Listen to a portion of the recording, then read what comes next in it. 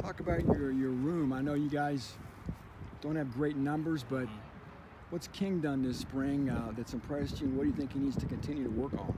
Well, I think he started to come on towards the end of the year. Started playing his better football, I think, towards the latter part of the season, and I'm starting to see some leadership from him. Now with Xander having moved on, he's the most experienced guy in the room, and so he's helping some of the other guys out in the room, and definitely working on the aspects of his game that he needs to improve on. And he and I have talked about those things, and I think he's doing a great job in that regard. Obviously, there were some games last year where the running game didn't help a whole lot. How much of an emphasis is there? Like, even though you don't have a lot of guys, you've got to put in the work now because we can't have a repeat of what happened last year in some of those games. Agreed. It's definitely something I take personal. Everywhere I've been, the running games have always been highly successful and highly productive. I think that, there's obviously some areas we need to improve on. And then a lot of it, too, is, I put a lot of pressure on myself, but also I have to understand who and what we are, offensively here. And we are more of a spread-it-out team. And what we do best is throw the football. So the play caller has to have a certain comfort with that. And, me as a coach, I just got to get my guys to play as hard as they possibly can, be assignment sound, make our plays when we have our opportunities. But I think it's just a collective effort of everyone understanding who and what we are, how we play, and then going out and finding a way to get the job done. How does Samson fit in with this team? And obviously, when he's out here, you can see that, having two backs is better than one. So yeah, no, I mean, I think, I've been places where I've had a bell cow, I've been places where I've had a committee, and I think you can get it done multiple ways. When I played, that was more of a bell cow approach, but I also had guys that rotated in. It's important to have multiple guys that can play. These days, you rarely see one guy just playing the whole game anymore, even at the NFL level. I mean, it's just such a rugged position. You kind of need some other guys to rotate. And so Samson's done a good job. I think King has really taken him to the side and really helping him with the playbook.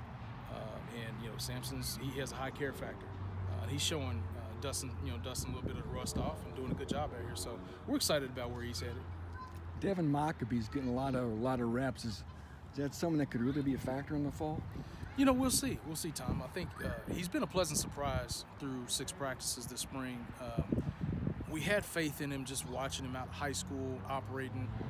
He had a lot of production with the ball in his hands, and that's what he does best right now. We're working on the other parts, the pass protection part of it, but with the ball in his hands, he's kind of slippery, and he's got good instincts and good skill. He's got solid speed.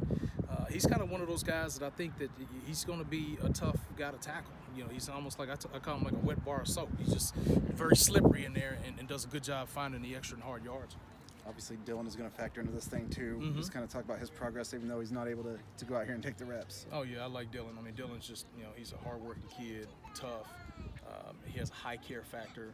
He's a team guy. He plays special teams, and he just puts the team first. And I really felt like I saw him make some strides this past season as well. So it was important for us to get him healthy. I'd like to see him healthy. He was kind of banged up all year with that shoulder. So I'm excited to see where he is when he gets back this summer. But he's dropping weight. He looks great. We talked about that. I wanted him to play a little lighter because I don't want him to be in that fullback role. I want the ball in his hand.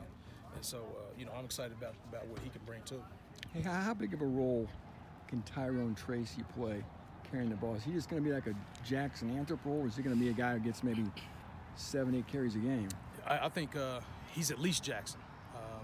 I think he's we've talked about it. He's got to get at least 6 or 7 carries a game. And he's got some real tools to work with. He's got a lot of running back in his background. And the thing I like about him is he's sturdy. I mean, he's a 205-pound kid. And he's got good speed. He's got good hips. He's got some twitch. And some instincts. He's natural back there. It's just a matter of kind of getting him back into the flow, getting him there more frequently, so where he kind of dusts the cobwebs off of some of his game. But, I mean, he's done a really good job to this point. We're excited about him. Hey, Pro Day's coming up next week. What are you hearing about Xander Horloff? Anything? It just all depends. I know that he had a good week at the All-Star game. Really came in as a fullback.